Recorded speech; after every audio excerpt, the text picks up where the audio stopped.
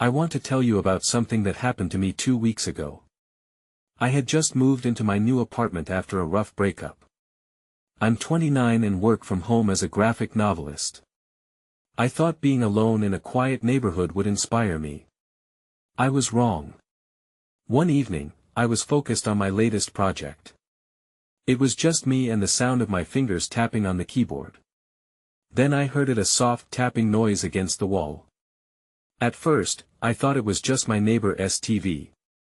But as days passed, the tapping grew louder and more frequent. It started as a nuisance, but I became more uneasy. I even heard giggling one night, soft and childlike. I hadn't seen any children around, so I dismissed it as my imagination. Still, I couldn't shake the feeling that something was off. One night, I decided to peek outside. I saw my neighbor, a woman I'd only spotted once before.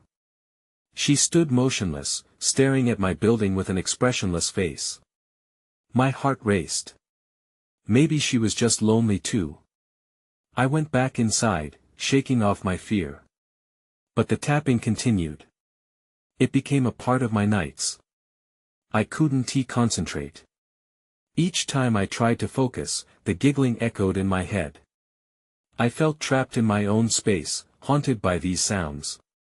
Then one evening, I stepped outside to take out the trash and spotted something on my doorstep.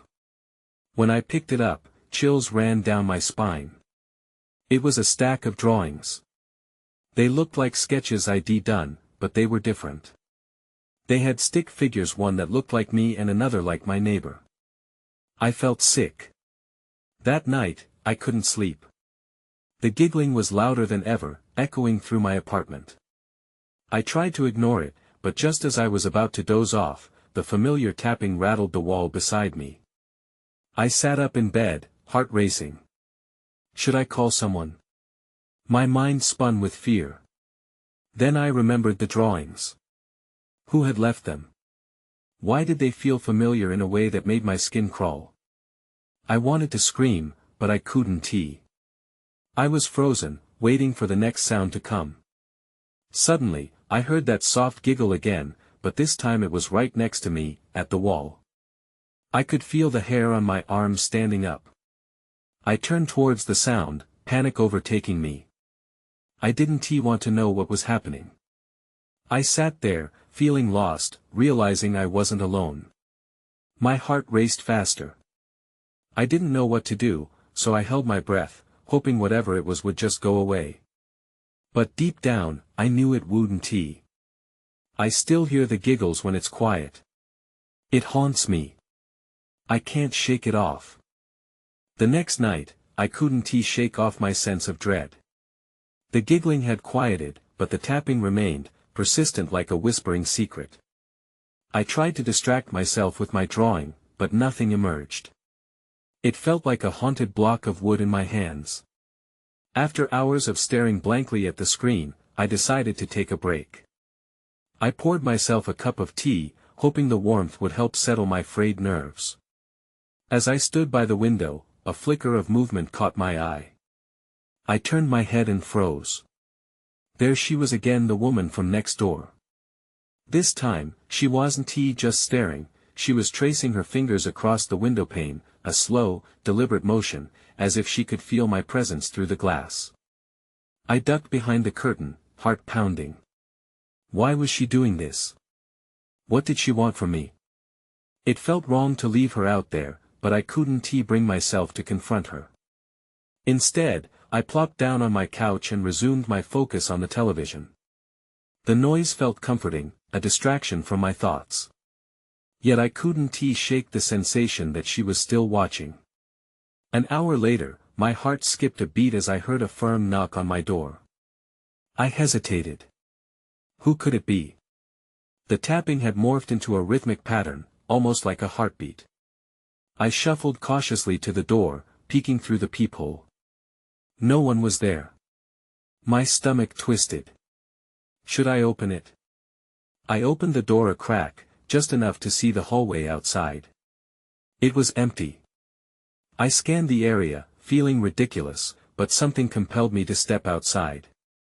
I wanted answers. Standing in the dim corridor, I inhaled deeply. My heart hammered in my chest as I approached the neighbor's door. I raised my hand to knock, but then a loud shriek echoed down the hall. I jumped back, adrenaline surging through me. The sound was raw and chilling, a child's scream. My instincts kicked in. I rushed toward the sound, the fear propelling me forward. Reaching the staircase, I saw movement at the bottom. There, at the landing, stood a little girl, no older than 8, with tangled hair and wide eyes. She stood frozen like a statue, her silhouette barely visible under the flickering yellow light. "What are you doing here?" I asked nervously. Slowly, she raised her finger to her lips, signaling for silence. I felt my breath catch as panic flooded my chest. Her eyes darted back toward my apartment. Then she whispered, "She's watching." Before I could reply, the little girl dashed away, her feet barely making a sound on the wooden steps. I stood there, paralyzed, fears swirling in my mind. The quiet returned, but now, I felt a new heaviness in the air. I backed away to my apartment, quickly closing the door. Panic engulfed me. I slammed the deadbolt shut, seething with confusion. Who was watching? What was happening? I edged closer to the window, glancing outside, expecting to find the woman or the girl. But the world was still. Just me and the shadows of my apartment. Then I heard it. The tapping resumed, louder than before. A single, deliberate tap directly beside me. I turned, breath hitching in my throat. That's when I saw it, a drawing stuck to my wall.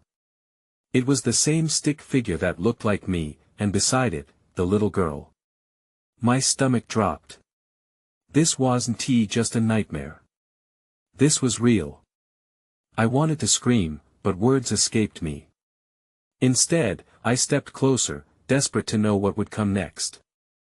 I leaned in closer, my heart racing as I examined the drawing. The stick figures were crude, but the details struck me as eerily familiar. My hair, the shape of my eyes, they were indistinguishable from my own, and there was the girl, with her wild, tangled hair, just as I had seen her in the hallway. I felt a chill creep up my spine. I swiveled, scanning the room, looking for any sign of intrusion. Nothing seemed out of place, yet the frigid air hung heavy with anticipation. I turned back to the drawing, half expecting it to change, to morph into something terrifying. But it remained motionless, trapped in the silence. The tapping returned, a frantic series of knocks that set my nerves on edge. I couldn't ignore it anymore. I had to know where it was coming from. I glanced at the door, then the windows locked tight, just like before.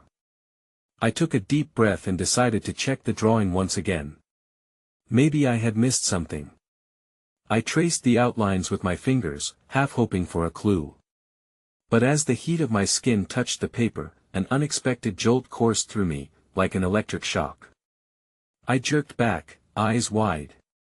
The figures appeared to shimmer for a brief moment before settling again. Then, it hit me. Their eyes were drawn in a way that suggested they were staring right back at me. Was it my imagination, or did I see the girl's figure shift, just a flicker in the corner of my vision? I shook my head, willing myself to be rational. This couldn't be happening. My mind was playing tricks on me. Then everything went dark. The lights flickered and then vanished completely, plunging my apartment into a black void.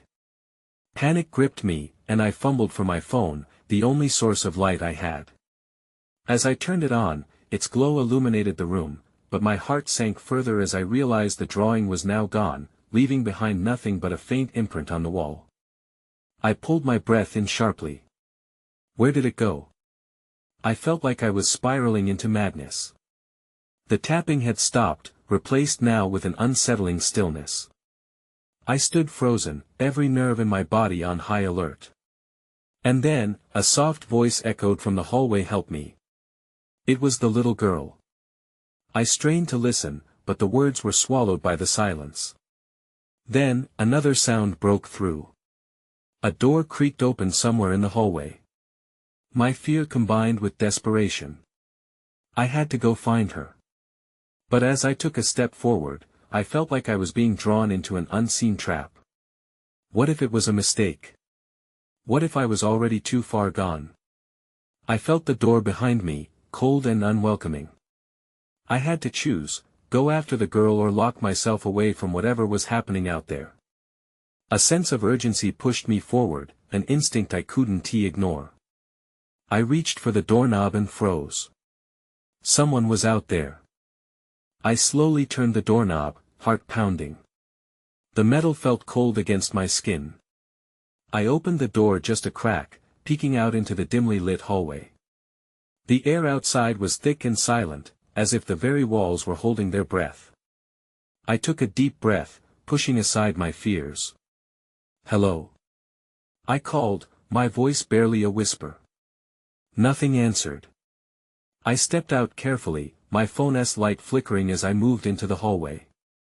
I strained to listen for the girl's voice, but all I heard was the faint creaking of our old apartment building. The door to my apartment shut silently behind me, sealing me in with the darkness ahead. I walked slowly, every step feeling like a mistake. I felt an odd sensation, almost like being watched. I shook the thought away. I focused on the end of the hall, the shadowy figure of what could be the stairwell. That's where I thought I'd heard the voice. As I approached, I noticed something on the floor. I bent down, shining my phone's light onto a small, crumpled piece of paper.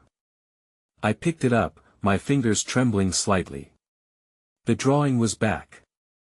The same stick figures, but this time, something was different. The drawing was now covered in scribbles, almost frantic in nature.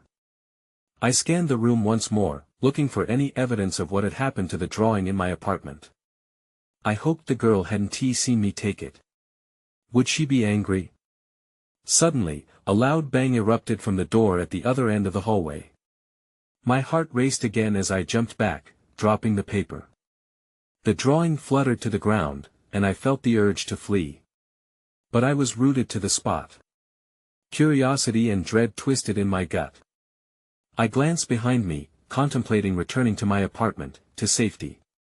But just as I turned, I heard a child's giggle, echoing behind me. It was behind the door that had just slammed. It was the girl. My instincts screamed at me to run, but I fought against them, stepping cautiously toward the door. I could see shadows shifting beneath it, and that giggle came again, sweet yet chilling. As I reached for the doorknob, I noticed my breath was visible, the cold creeping into the hallway. I was seconds away from losing my nerve. Whatever was happening, I had to know what if she was really in trouble. I turned the knob, my fingers shaking. It was locked. Panic flared, but just then, the giggle turned into a cry. "Help me!" This time, it was louder, more desperate. The sound pierced through my fear, and I felt a surge of determination. I turned back to the hallway, plans forming in my mind. I couldn't turn back now. I needed to find a way through. Then I heard it again, a soft thump, as if something had fallen. My instincts kicked in. I had to figure out where the noise was coming from. I dashed towards the stairs, the promise of escape pulling me forward. But as my foot hit the first step, I heard the unmistakable sound of a child's laughter, a sound distinctly out of place in the darkened hall. This time, I wasn't alone. As I reached the first step, the laughter sent chills down my spine. I paused, listening intently. It echoed softly, a blend of innocence and eeriness. It didn't feel right. I considered retreating back to my apartment, but the desperate voice of the girl pushed me forward. "Help me," she had cried. I couldn't ignore that. I took another step, the wooden stair protesting under my weight. With each heartbeat, I felt the air grow thicker, almost as if something were closing in.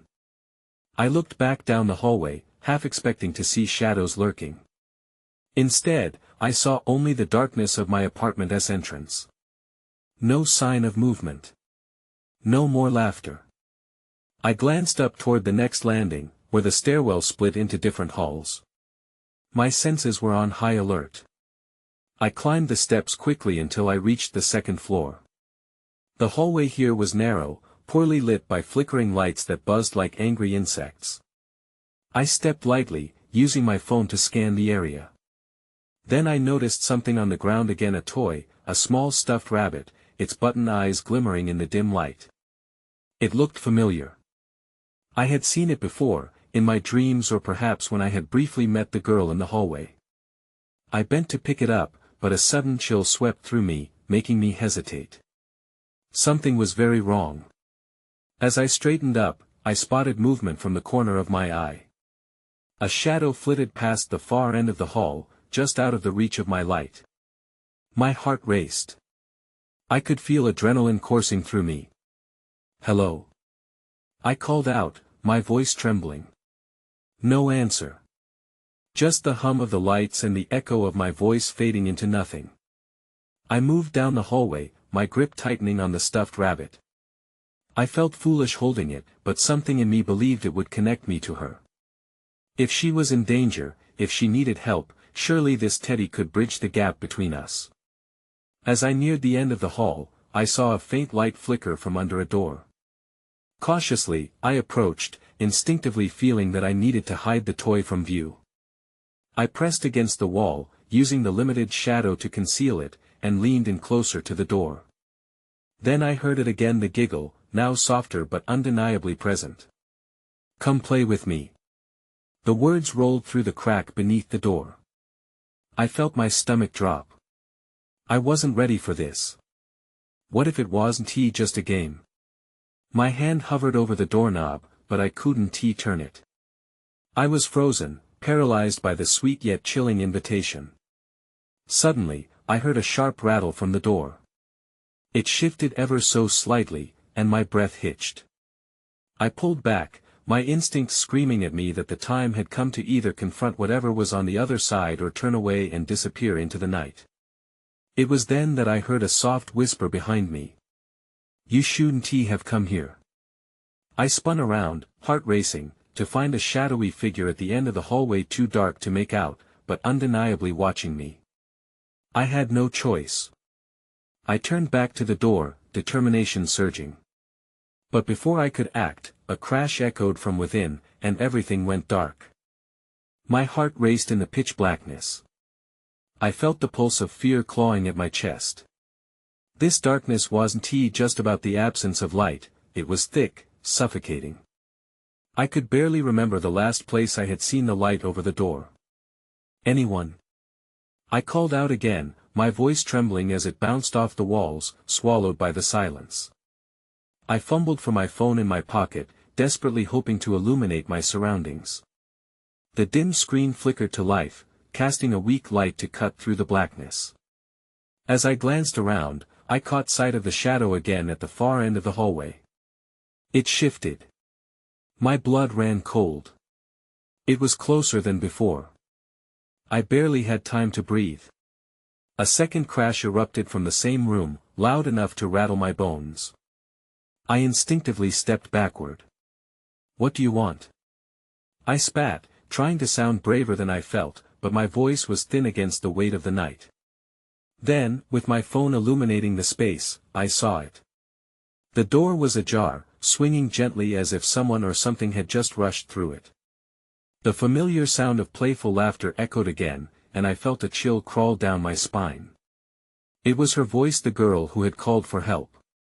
But now, it felt renewed with mischief, twisted, and taunting. Without thinking, I moved toward the door, propelled by a mix of fear and resolve. I stepped carefully over the threshold and into the room. The light from my phone revealed a bedroom, cluttered with old toys and faded wallpaper peeling off the walls. It was a child's haven turned haunted, shadows lurking in the corners. The stuffed rabbit slipped from my grip, landing softly on the floor as I hesitated, scanning the dark corners. "Where are you?" I whispered, trying to sound brave. I wouldn't give in to the fear that gripped me. That's when I saw it. In the far corner of the room, a figure crouched low, hidden beneath a blanket of shadows. The laughter subsided, replaced by silence. I felt my breath hitch. I hadn't thought about what I might find. Was it really her, or had I ventured into something far darker? "Help me," she croaked, her voice slightly strained and different from before. Before I could process my next action, the figure jumped up, and the room echoed with laughter once more, louder, almost manic. The child's figure darted across the room. It was an unnatural movement, quick and jerky. I stumbled back, heart hammering in my chest, and in that moment, my phone flickered, revealing a scrawled note taped to the wall behind the figure: "Don't trust her." I felt a rush of dread wash over me. This wasn't just a lost child. Something was very wrong. The air thickened, and I realized the breath on my neck wasn't just a draft. It was closer. I spun around, but before I could react, I felt a presence looming behind me. I turned, and everything went dark again. The world around me fell silent as a chilling voice whispered, "You've come to play." A scream lodged in my throat as panic surged, and I knew I had to get out. But it was already too late. The darkness returned, swallowing the faint light from my phone. My heart raced faster than before, pounding against my ribs as I forced myself to breathe. I couldn't see anything, but the whispers echoed in my mind, "You've come to play." It felt like a threatening promise, and I knew I had to act. I reached for the doorframe, my fingers brushing against the cold wood as I fought to steady myself. The laughter had stopped, leaving an unsettling silence in its wake. Standing still was not an option, so I stepped forward, my breath shallow and rapid. Every footfall screamed in the stillness, and I felt eyes watching me, cold and predatory. I forced my phone's light back to life, its weak beam trembling. The room looked different now. The toys, once innocent, appeared sinister. They stared back at me, unmoving, their presence heavy. I needed to find a way out, and fast. But a sudden noise pulled my attention. Something shifted behind me. I whipped around, heart hammering. The figure, that child, was gone. In the space where she had been, I felt the air chill. Then, from the corner of the room, I noticed movement. A cabinet door creaked open, revealing darkness inside. I squinted, but there was nothing tangible to see. Just an emptiness that filled me with dread. My instincts screamed at me to leave, to run. "Stop hiding!" I shouted, feeling foolish and frightened. I was alone, but the silence felt like a taunt. The shadows gathered around me, tightening their grip. Then I heard the sound of something scraping against the floor. It was faint, almost delicate, like fingers dancing across wood. It came from the cabinet. My breath caught, and with one horrified glance back towards the door, I felt an urge to flee. But part of me was rooted to the spot, called by the unknown. I took a small step towards the cabinet. I reached out, hand trembling as I gripped the edge of the door. I hesitated. "What do you want?" My voice was barely a whisper, but I was determined to confront it, whatever it was. I pulled the door open with a sharp gasp. Inside was an old toy box, dust-covered and seemingly forgotten. But when I looked closer, I noticed it was slightly ajar, as if something had been shoved inside in a hurry. The scraping sound had come from within. I knelt down, peering inside, and was met with a pair of glassy eyes staring back at me, a doll. Its expression was unsettlingly lifelike, a mix of sorrow and something darker, a darkness I couldn't shake off. I recoiled, nearly falling back. That's when I heard the laughter again, now closer, no longer distant but right beside me. I whipped around, searching frantically, but the room was empty. I stumbled back towards the door, urgency now flooding my veins. I fumbled with my phone, the light dying as I reached for the door, but something held it shut. Panic twisted in my stomach. Then, as if in answer to my fear, the doll spoke. "You can't leave yet." Its voice was smooth and melodic, and with that, the room began to chill. I pulled harder against the door, my heart racing in a mix of terror and disbelief. Whatever had invited me into this nightmare was tightening its grip. I was no longer just a visitor. I was a part of the game. With all my strength, I finally shoved the door open, burst through, and raced down the hallway. I skidded to a stop when I saw the dark figure at the end, waiting, watching. The hallway seemed to stretch on forever, and every step felt heavy with dread. I turned, the shadows closing in, my breath quickened. I had to find a way out before the laughter turned into something far worse. But, deep down, I feared I was only just beginning to understand what I had stumbled into. I sprinted down the hallway, heart a drum in my chest. The figure at the end of the hall didn't move, just stood there, shrouded in darkness. I squinted, trying to make sense of it, but all I could see were two glints of light, like eyes watching me. Every instinct screamed for me to turn back, but I pressed forward. I had to get out. My phone's dying light flickered again, and panic gripped me. I couldn't let it go dark, not again. Suddenly, a loud bang echoed behind me. I glanced back, my stomach dropping. The door I had just burst through slammed shut with a force that rattled the walls. I could hear the doll's laughter once more, that eerie melody dancing in my mind. I reached for the nearest door on my left, twisting the knob. It turned easily, but I hesitated, fear coiling in my stomach. I pushed it open and rushed inside, shutting the door behind me. The room felt cramped, the walls closing in. I aimed my phone's light around, finding a small closet cluttered with boxes. But more alarming were the photographs hanging crookedly on the walls of family, or maybe a group of friends, all smiling wide but with their eyes unnervingly dull. They looked like they had secrets of their own, each gaze following me as I moved. That was when I heard the soft patter of feet approaching from the other side of the door. My heart raced. I pressed my back against the wall, holding my breath. The figure was getting closer, and I was trapped. I needed to think. I couldn't just hide.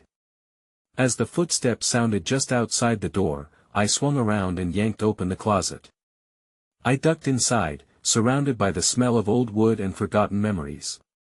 The door creaked, then groaned as the figure tried to push its way in. I covered my mouth, stifling a gasp. The closet offered little comfort, a prison of dust and despair. Then, through the crack between the closet door and the wall, I caught a glimpse of the figure, tall, with long, dark hair cascading over its face. It was the child from before, but now she wore a glimmering dress that sparkled like stars caught in fabric. She reached for the door handle, her fingers delicate yet determined. "Come play," her voice chimed, soft yet sinister, echoing around me like a haunting melody. I could see the smile stretched across her lips, one that didn't match her hollow eyes. My mind raced. This wasn't just a game anymore. Frantically, I searched the closet for anything to defend myself. My fingers brushed against something sharp and metallic. I grabbed at a small broken toy sword. It felt ridiculous and inadequate, but it was all I had. The door rattled again, and I held my breath, waiting. If I was caught, I had to be ready. The girl began to hum, the sound unsettling in its sweetness. I couldn't be part of her game. I wouldn't. Suddenly, the door swung open. She stood there, illuminated by the hallway light, eyes glimmering darkly. "Why are you hiding?" "The fun is just beginning," she said, stepping inside. That was when I realized I had only moments before everything changed. I tightened my grip around the sword, ready for whatever came next. The air was thick with an otherworldly tension, and one thing was clear, I was no longer just trying to escape. I was about to confront the darkness. I took a step forward, heart pounding, knowing I had to face her head-on. That was when the lights flickered and everything went dark. I stumbled as the world plunged into darkness. Everything around me vanished in a blink. My heart raced as I stood frozen, grasping the toy sword like a lifeline. I could hear the girl's soft humming, now louder, circling the room like a predator stalking its prey. "Where did you go?" she sang, her voice echoing like a ghost in the empty space. I fought the urge to whimper. My fingers trembled around the hilt of the sword. I cursed under my breath, trying to calm myself. I had to keep it together, I couldn't let her sense my fear. Suddenly, a flicker of light danced across the floor from an unknown source. I felt a rush of relief and terror. Where was it coming from? I squinted into the blackness, trying to catch a glimpse of her, wondering if I would see the glimmer of that sparkling dress again. Then I heard a faint creaking, not from the girl, but from behind me. My heart sank. Someone else was here. My mind raced back to the photographs. The eyes in those pictures weren't the only secrets in this house. I turned slowly, careful not to make a sound. My phone's light flickered back to life with a weak glow. I aimed it at the source of the noise, and my breathing caught in my throat. There, almost hidden in the shadows, stood a figure tall, thin, and indistinct. I couldn't make out its face, but I could feel its gaze on me, heavy and hungry. The girl's humming stopped abruptly. "Are you going to stay in there all night?" The voice was deep, slightly raspy, and it sent chills crawling up my spine. I backed up against the far wall of the closet, praying it wouldn't open. "Just leave me alone," I whispered, though I wasn't sure who I was talking to, the girl or the figure behind me. "Why would I do that?" It chuckled, low and menacing. "The night is still young, and I haven't had my fun." Thinking quickly, I realized I had to distract it. My instincts kicked in. "I am not the one you want. The girl is out there," I blurted, hoping confusion could give me an edge. The figure shifted, as if considering my words. "You think she's the one playing? She's just a pawn in my game." "What do you mean?" I pressed, desperate for answers. But before it could respond, the lights flickered again, the sudden brightness stung my eyes.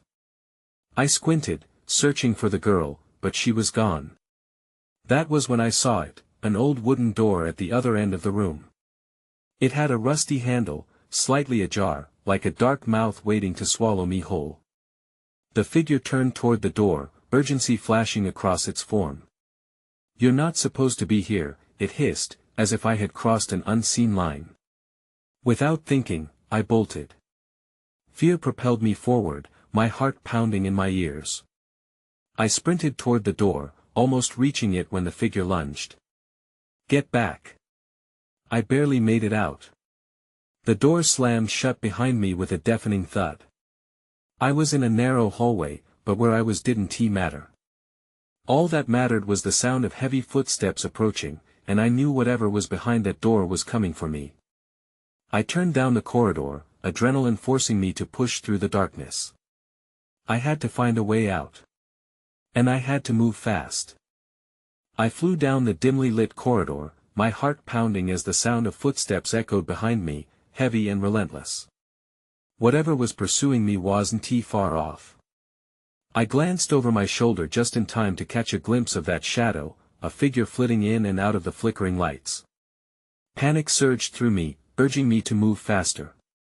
Ahead, I spotted a staircase leading down, its wood creaking ominously under the burden of my weight. I rushed toward it, nearly tripping on the last step before sprinting down to the lower level. It was darker here, the air thick with dust and silence. I could hear my heartbeat, each thump like a war drum. The reality of my surroundings pressed into me like a suffocating blanket. I reached the bottom and looked around, desperate for a place to hide. There were only two doors, one marked storage and the other exit. I had no time to question which one led to safety.